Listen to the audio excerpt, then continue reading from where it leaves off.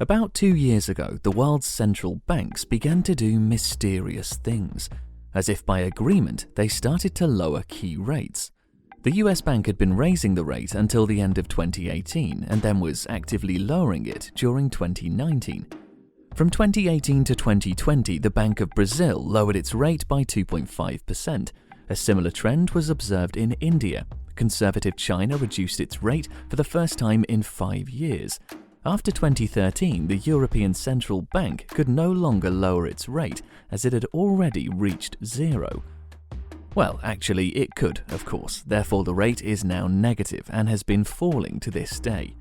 Russia also joined that party of decline and reduced its rates as much as 5 times throughout 2019. What does this tell us? That world central banks were preparing for the impending crisis and tried to mitigate it.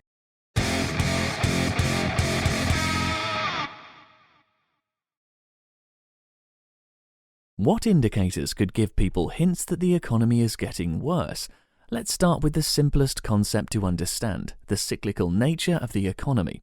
Roughly speaking, everything that has been on the rise will someday fall, and everything that has been falling will someday go back up again. There are 4 phases in that cycle: rise or recovery, boom or prosperity, decline or recession, and depression. So, here is the first phase, the rise. A recent crisis has just ended. Key rates are at a minimum, which means cheap loans. People adapted to the situation began to lay their eyes on loans to expand their business and make new purchases. Consumer expectations increase, unemployment decreases, investments and production go up. It is best to invest in assets and businesses at this point because the high yield is expected. But it is clear as day that only ones who have got free funds after the crisis are a bunch of reptilians. Such a pleasant state of affairs develops into a boom when production volumes exceed pre-crisis levels and production stabilizes, hinting that further growth will be hampered. People got jobs, unemployment is minimal, wages are rising, as well as prices. Therefore, the central bank bumps up the key rate to slow inflation, increasing the cost of loans. Goods fill the market. Consumer expectations are declining. At some point, active market participants begin to produce too many goods. Consumers are no longer able to buy everything. Businessmen fail to push their goods as quickly, and now there is a recession. In these conditions, when debts must be paid and businesses slow down, the population has less free money. Therefore, demand decreases and unemployment enters the stage.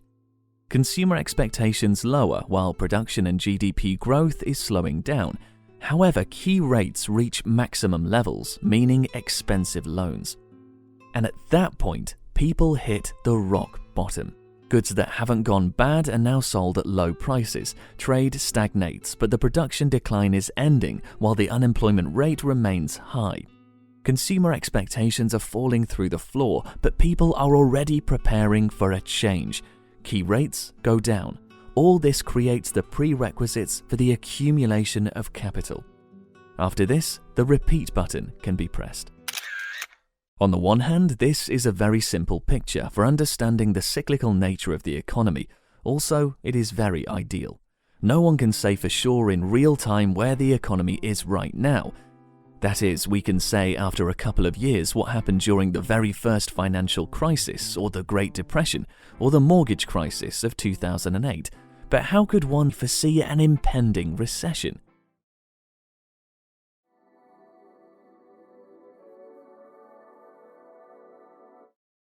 So, we have already pointed out that a recession means slippage of the economy.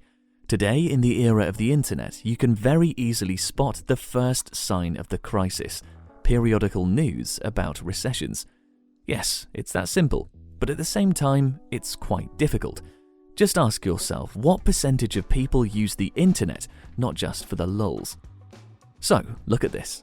September 2018, we are due a recession in 2020. December 2018, what is a recession? July 2019, a recession is coming. August 2019, a global recession may be coming a lot sooner than anyone thought. Long story short, recession, and if you couldn't make it out, recession. It was discussed 2 years ago. The recession might sound scary, but it is, in fact, a decline that we talked about earlier. It is a slowdown in the economy. And if we look beyond these headlines, then we can see that a country's recession is recognized as negative growth in real GDP for 2 consecutive quarters. Monthly data such as the level of employment and real income can also be used as indicators. But for now, we're going to stop at the first one.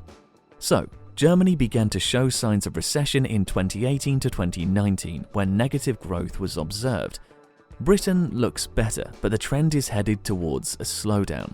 France and Italy finished the 4th quarter with negative growth, while Germany and Britain are at 0. Spain seems to be doing well. The largest economies in Europe that were not in recession happen to be right on the verge of it. This is what various analysts and the media talked about 2 years ago. Obviously, a worldwide disaster won't happen just because of several countries, even if they are the main European powers. However, China, which is the world's 2nd economy, also shows the lowest GDP growth over the past 28 years. And only the United States feels great and demonstrates confident growth of more than 1% every quarter, sometimes every 2 quarters. On top of that, the US economy is breaking the record for the longest period of prosperity in history, 121 months without economic crises. And at this point, you could intuitively stop for a moment. After all, we know that in reality, humanity doesn't learn from its history, but here we've got 120 months of continuous growth, while historically recessions happen every 20 to 40 months. Although in modern times the duration of economic growth has increased significantly to 80 and sometimes even 100 months. By the way, now America has beaten its previous record of 120 months of prosperity. Back then it was all well and good from March 1991 until March 2001. However, it's not plain sailing around here. The current phase of prosperity turned out to be the longest, but also rather slow in terms of GDP growth, 25% for 121 months, while in the past there were larger increases and over a shorter period. Also, the situation in other countries hints at the risk of a global slowdown. In addition to dry numbers, troubling events are still developing. Events such as the US and China trade war, remember all the buzz around Huawei and the production of components for Apple and others. Meanwhile, the UK is leaving the European Union. Now everyone has felt how interdependent our world is, and we don't need to explain that if a number of important countries get in poor shape, they will drag everyone else with them. Following all these seemingly insignificant and barely palpable numbers, the International Monetary Fund enters the scene and states, in 2019, the global economy will grow by 3.3%. In 2019, the global economy will grow by 3.2%. In 2019, the global economy will grow by 3%. Well, it seems like global growth will be somewhere around 2.9%. And this is how the world economy grew in past years. I get that these numbers with tenths of a percent don't say much to you. When I was making this video, they didn't get to me either, but everything is relative after all. And then it turned out that during the global financial crisis of 2008, the IMF predicted economic growth of 3.7%. And back then it seemed unlikely that global growth in 2008 and 2009 would be 3% or lower. Now try to guess how real the global economy has grown since the global financial crisis.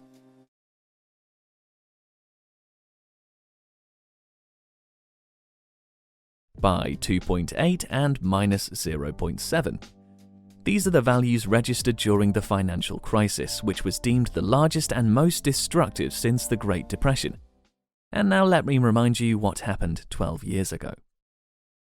During that crisis, between December 2007 and early 2010, about 9 million people lost their jobs in the US alone.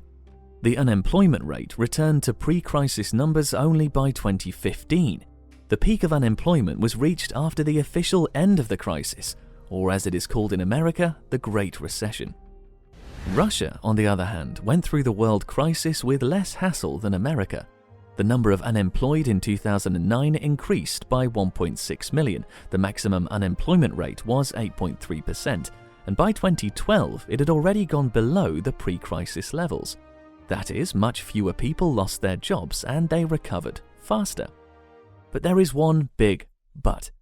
In the US, $1 was still worth $1, but the ruble couldn't stand its ground. During this period, Russia became 22% poorer, and all groups of the population felt this a few months after the devaluation of the ruble.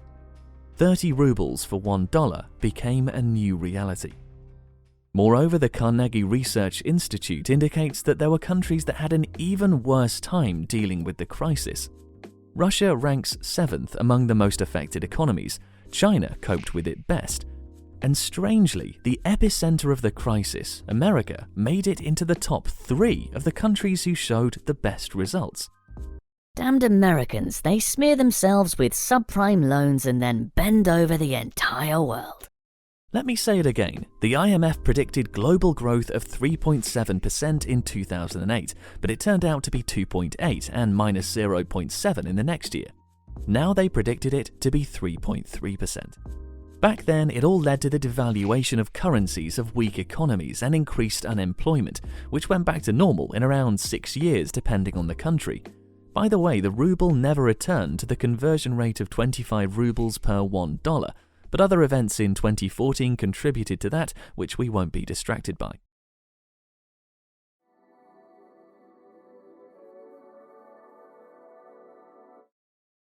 So, over the past 2 years, the whole world has been preparing for a smooth slowdown and tried to stimulate growth by lowering key rates, providing cheap loans to allow people to make purchases, businesses to expand, and production to thrive. It just so happened that the very center of development and progress is consumption. The whole economy is, in fact, the sum of all deals between people. Just think about it. Every penny or cent you spend is someone else's earnings, and a penny that you got was spent by another person. Spending drives the economy. And over the past 2 years, global experts have noticed that people have been spending less, which led to a slowdown in growth. The recession itself is not a reason to panic, but if something sudden happens, a recession can turn into depression. It's as if you were standing on your feet unsteadily, swaying a bit, and then Mike Tyson ran up to you and... Oh, what the fuck? Mike? Economy, is that you? Damn, I thought it was a student loan, sorry. So, in 1857, banks began to crumble due to speculation with railroad papers. In 1929, the bloated stock market for margin trading burst, and in 2008 it was the mortgage market that went down. And now? Now, a crisis of a completely different nature is coming. Currently, due to external forces, markets are limited simply because their participants have been removed from the game. The cause of previous crises was economical, that is, people could still go to work, and if not to work, they could at least go somewhere. Now there are huge problems with going out of the house. At the moment, economic activity in different parts of the world is just stopped. People simply cannot show up at the place of transactions. It is as if the deals themselves have become unnecessary, and while in the past cafes were closing down due to lack of visitors, what is going to happen when the number reaches 0? This means that a waiter will be laid off. The laid-off waiter will save going to a hairdresser. The hairdresser will not go to the movie theatre. A cinema worker will buy less food at the supermarket. The fired merchandiser won't book a manicurist session. The nail master will not order food delivery, the courier won't go to a cafe, and each of them won't go on a holiday. Not just abroad, but even to a nearby region. But there are also positive aspects. In the past, the internet was not at the center of human relations. Therefore, some sectors will be able to withstand the blow by launching, for example, food delivery from cafes via well-known services. Perhaps everything that is happening right now will bring us closer to a great and terrible future when everyone will sit at home with their brain connected to the network and make all transactions on the internet. Just make sure that pizza can be ordered online. History is being written before our eyes, and after these events, humanity will be different.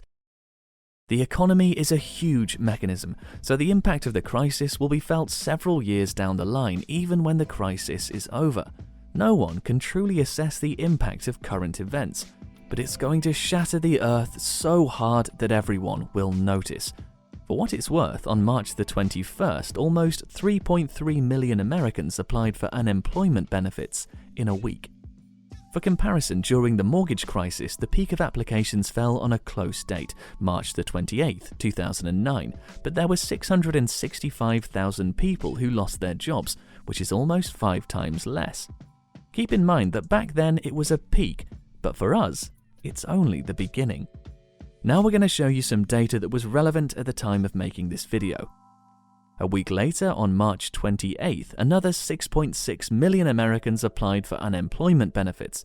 That is, in 2 weeks of the current crisis, more people lost their jobs than in 2 years of the global financial crisis.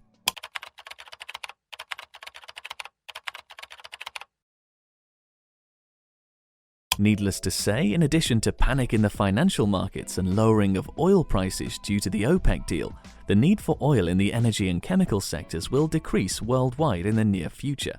Deals are halted. In future videos, we will continue to follow all the fun and games. This video addressed only a couple of macroeconomic indicators, but we could also look at the indices of the production sector and services at the level of loans granted. If you're interested in that, write about it in the comments. We suggest you not to despair. We are all in the same boat, and now our needs to travel, get new cars, new phones, throw sick parties with beautiful males and females have diminished to mere eating and drinking. So don't worry, it's not only you who won't be able to buy a new iPhone, no one will, and since nobody will have one, why the heck do you need it? Let's make some instant noodles, shall we?